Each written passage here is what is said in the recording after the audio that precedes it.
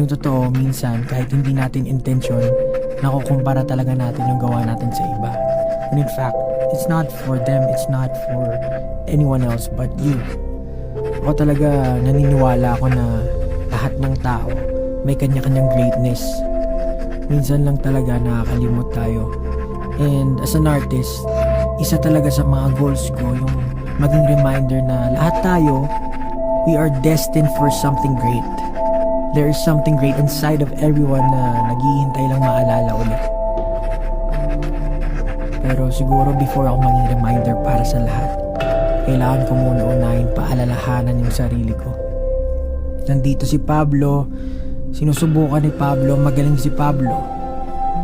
So, I think hindi talaga to journal eh. This is just me learning how to remember myself.